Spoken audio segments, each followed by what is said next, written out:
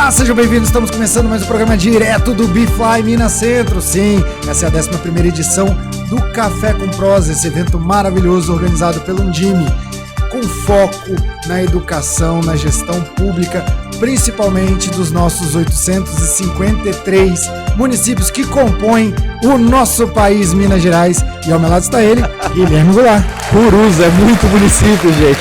É muito secretário pra gente conversar, é muito prefeito pra gente tratar. E a gente aqui hoje, Bruno, vai conversar de algo que ainda existem muitas interrogações, né? E quem tá aqui para nos auxiliar, ninguém menos que ela, Kellen Silva Serra, subsecretária de Desenvolvimento de Educação da Secretaria de Estado e Educação. De Educação. Minas Gerais. Bem-vinda! Muito obrigada. Kellen, você esteve lá no painel falando sobre justamente o tempo integral. E como disse o Guilherme, eventos como esse trazem a oportunidade da gente conversar e perguntar justamente para quem está ali no desenvolvimento, na articulação, olhando para isso. E a pergunta justamente é que o tempo integral tem sido uma prioridade nacional. Na visão da secretaria, na sua visão especial, como você vê o impacto desse modelo para o desenvolvimento dos estudantes? Como que o tempo integral ele vai impactar justamente naquilo que a gente tem de mais precioso, que é o desenvolvimento desse ser no qual nós temos o dever constitucional de ensinar? Eu posso só fazer um adendozinho? Eu juro, vai. Pode não, velho. Faz. É porque quando a gente fala de tempo integral e você falar do impacto do estudante, mas primeiro, o que é esse tempo integral? Que bicho é esse? Onde mora? O que vive? O que come? Como é que funciona? Vamos lá. Primeiro, né, assim, muito obrigada pelo convite. Estou muito feliz de estar aqui presente no Café com Prosa. É um evento da Undime fenomenal, importantíssimo para alinhamento, né, de rede. E a Secretaria de Educação sempre fica muito feliz de participar, de contribuir praticamente em 80% dos temas que são discutidos aqui, a Secretaria está envolvida. E tempo integral, né, a escola em tempo integral, que a gente precisa, tem uns conceitos específicos, né? O tempo integral ou a escola em tempo integral, a gente precisa entender que é muito mais que uma ampliação de carga horária, né? Não é simplesmente só colocar mais carga horária para o estudante ficar na escola. Ainda assim, se fosse, seria muito bom, porque o estudante dentro da escola é um lugar... Tá seguro, né? Tá seguro, tá perfeito, tá com os professores, com os gestores escolares, nossos especialistas de educação básica. Então, assim, seria já muito perfeito o lugar, né? Mas a política, principalmente, especificamente da Secretaria de Estado de Educação, ela vem sendo desenhada com uma política de fato curricular, estruturada, com o objetivo mesmo de desenvolvimento do cidadão e na sua dimensão de trajetória escolar, né, para melhoria da sua trajetória escolar. Então, desde 2019, nós estruturamos uma forma que essa ampliação de carga horária, ela alinhasse com toda a formação geral básica do currículo. Então, não é somente colocar mais disciplinas, como a gente chama, mais componentes curriculares, é ampliar essa carga horária, mas ela alinhada com todo o currículo. Então, a gente tem a chamada atividades integradoras, né, que a gente falaria que seria o contraturno, mas não conversa, não é somente contraturno, anda durante o tempo inteiro que o estudante está dentro da escola. E aí, o que a Secretaria de Estado de Educação vem fazendo é isso, estruturando essa escola em tempo integral para que ela tenha esse atendimento do estudante em tempo qualificado e, de fato, que faça diferença no seu desenvolvimento cognitivo, né, e de crescimento também enquanto cidadão. Agora, o que é mais importante? A gente tem que pensar que o investimento da escola em tempo integral, ele é um investimento significativo. Você faz o investimento, a gente tem mais ou menos alguns cálculos que é como se a gente calculasse hoje um estudante do ensino médio R$24 mil a mais que você tem de investimento de um estudante em tempo parcial. Só que o retorno isso para a sociedade é 6 vezes mais a longo prazo quando a gente pensa em tempo que o estudante ficou dentro da escola e focando em crescimento né, integral, como a gente está dizendo. Então, mais do que isso, né, mais do que o impacto de estar mais tempo dentro da escola, é de fato a longo prazo como que a gente vê isso, o crescimento, a questão da trajetória, a questão da evasão diminui, tudo isso, então é um impacto social, a longo prazo a gente tem que entender que é um impacto social. Quando você fala em tempo, só para a gente também contextualizar, a gente está falando de um aumento ali diário, até que horas ele fica ali? Qual é o tamanho dessa carga horária? O governo federal determina, né, a legislação, a lei que determina as escolas em tempo integral, né, o programa, determina que o mínimo tem que ser 7 horas diárias ou 35 horas semanais, mas a gente pode chegar até 45 horas semanais. Hoje a Secretaria de Educação trabalha exatamente com esse tempo. A gente tem escolas que trabalham com 7 horas diárias e tem escolas que trabalham com 9 horas. Normalmente as escolas que trabalham com 9 horas são as que têm a educação em tempo integral profissional, porque aí a gente trabalha com os cursos técnicos. Exatamente, que é a nossa grande pegada, a nossa grande ampliação nos últimos anos. Aí a siglazinha que a gente usa é o MTI profissional, Ensino Médio em Tempo Integral Profissional. Legal. E o FTI, que é o Ensino Fundamental em Tempo Integral. Esse ele já é ou de 7 horas ou de 9 horas. Todas as escolas passarão a ser tempo integral? Na legislação a gente tem que chegar, né, no plano decenal, tem que chegar até 50% da rede precisa ter a ampliação da carga horária. E a gente já chegou em 50% das escolas, mas a gente não chega em 50% das matrículas, né? Entendi. Então tem uma diferença. Você pode chegar em número de escolas, mas em matrícula você precisa de chegar. E esse é um grande desafio. Estruturalmente, como é que as escolas, como é que está esse planejamento? Porque eu fico pensando muito na questão estrutural. Sim. Porque geralmente a escola tem os 2 turnos. Você tem os 2 turnos. Ocupado, e de repente você tem os 2 turnos. Como é que está sendo pensado? Exatamente. Isso? Hoje, o maior impacto que tem, né, e a gente fala que isso interfere muito na proposta, no modelo pedagógico. Se não tem uma escola com uma infraestrutura adequada, isso impacta demais, né? Ter um banheiro estruturado, uma quadra, principalmente esses estudantes, eles se alimentam mais vezes, né? Tem almoço.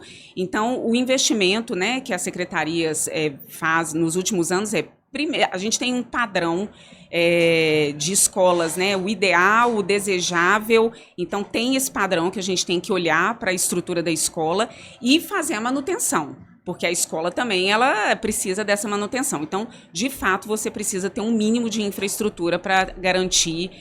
na verdade, qualquer escola, né? Tem que ter um mínimo de estrutura. Mas uma escola em tempo integral... Tem uma necessidade maior. Tem uma questão de conforto, de acolhimento que você tem que garantir diariamente. Então, é um desafio bem maior. E uma pergunta até de ordem prática, assim. A gente tem lá a BNCC, os marcos temporais de aprendizado. Quando a gente pensa em tempo integral... Hoje, dentro do projeto do Estado, é mais aula, principalmente, obviamente, aqueles são de 9 horas, a gente sabe que vai ter ali a visão técnica, mercado de trabalho. Mas para aqueles que estão na 7, é mais aula de português, mais aula de matemática? Como é que é? Me conta. Tem. A gente divide em frentes, né, das áreas de conhecimento. Então, tem sim, mais aula na área assim, de artes, na parte de esportes, mas tem também um trabalho de nivelamento. A gente, hoje no ensino fundamental, tem a parte projeto de vida, nivelamento. Então, são esses componentes que eles se tornam um pouco mais robustos quando você tem uma escola em tempo integral. Essas atividades integradoras, elas trabalham mais e acaba esbarrando, sim, em mais aulas de língua portuguesa e matemática, mas com uma perspectiva mais específica de trabalhar a dificuldade de aprendizagem, a defasagem do estudante em algum componente. Para que seja mais agradável também, né? Mais agradável, Mas é muito importante a gente lembrar sobre a forma do protagonismo do estudante. Principalmente no ensino médio, né? Os meninos já estão jovens, né? Já tem uma articulação maior dentro da escola, já se conhecem, podem aproveitar esse tempo e influenciar mais as ações dentro da escola. Então, trabalhar o protagonismo jovem é a grande necessidade de uma escola em tempo integral e é muito focado esse trabalho nas nossas escolas. Eu sei que a Secretaria de Estado ela vai focar ali no fundamental e médio, mas isso também vale para o municipal? A legislação ela é muito clara, né? O Plano Nacional, ele determina de fato a legislação, né, de garantia e essa metade das matrículas com essa ampliação. E a rede municipal, sim, ela, né, tem aí caminhado para atender mais esse tempo integral, com muita necessidade. Aí eu volto para aquela premissa, né, a questão social. Existe uma necessidade muito grande de atendimento, né, de integral para crianças na educação infantil e do 1º ao 5º ano. Então, é muito mais que fazer um papel também da questão da ampliação, mas é para a família que trabalha, de uma mãe que trabalha e precisa, né, de ter a segurança de deixar seu filho. Eu sou suspeita, porque eu sou uma mãe que meus filhos são de escolas de tempo integral. Eu conto essa história e todo mundo conhece. O meu filho mais velho, de 17 anos, por exemplo, ele entrou na escola de tempo integral, não de tempo integral, porque na época era creche ainda, né? Com 3 meses. Né? Foi um pouquinho mais audaciosa que eu. 3 meses. A minha entrou com 6 meses. 3 meses e 1 semana. O meu de 11 entrou com 5 meses e 2 semanas. Então, assim, uma mãe que trabalha 40 horas precisava. E a minha segurança foi escola. A minha garantia foi: escola terá muito mais segurança, e o trabalho de desenvolvimento alimentar dessa criança, porque ali você tem uma organização de nutricionistas, né, de tempo. A criança sabe o tempo que ela tem que fazer todas as suas atividades, então faz muita diferença. Agora me veio uma pergunta muito importante. A gente está aqui nesse evento organizado pelo Undime, temos vários gestores municipais. Que orientação você daria para esses gestores municipais? Aqueles que desejam ampliar ou fortalecer o tempo integral em suas redes municipais. Quais são aquelas dicas de ouro para que eles fiquem atentos e, de fato, consigam cumprir a cota? Dica de ouro a cota de 50%, porque a gente sabe que precisa. Que precisa, né? Primeiro é conhecer a realidade da comunidade, é muito importante. Não tem uma receita perfeita, tem um modelo pedagógico que a gente consegue estruturar muito bem, como eu disse, né? Desses componentes curriculares, dessas atividades, além do que está previsto em formação geral básica. Tem toda uma forma de você desenhar isso muito bem no projeto político-pedagógico da escola. Precisa ter uma diretriz de rede. Se não tem diretriz de rede, cada um faz do seu jeito e você nem consegue acompanhar os resultados e o impacto da política, né? Eu acho que o mais importante, então, é ter uma diretriz de rede, e depois que chega na rede, aí sim, tem que trabalhar a autonomia da escola no sentido dela olhar para essa diretriz e falar: o que isso atende à minha comunidade? Como eu olho para essa diretriz e eu vou acolher essa comunidade para entrar para esse tempo, né? Atendendo a família, atendendo a necessidade do estudante. Nessa questão, na parte diretriz, eu acho que ela é essencial, um alinhamento da rede, de ter a sua própria diretriz, e a gente tem uma estrutura toda posta do Estado para isso, todo um apoio que o Estado consegue dar. E depois foi o que a gente falou sobre investimento de infraestrutura e de gestão de pessoas, né? Professores também precisam ser capacitados, formados, ter uma formação continuada para que eles entendam, né? Para que a gente aprofunde essa necessidade, esse atendimento que a gente quer colocar para a comunidade. Isso é primordial. Esse planejamento estratégico do todo, conhecer ao seu público, é o primeiro passo. Às vezes você não tem a demanda, né? Não adianta querer implementar.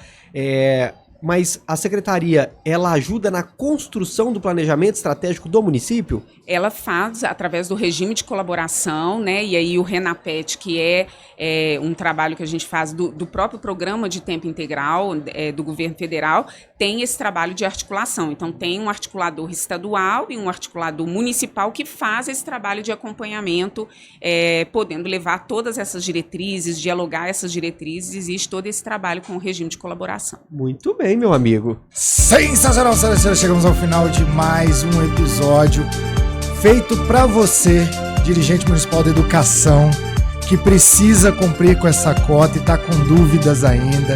O Estado está aí para também ajudar, a Undime está aí para também ajudar e proporcionar conhecimento, um conhecimento valioso para o seu dia a dia, para a sua prática.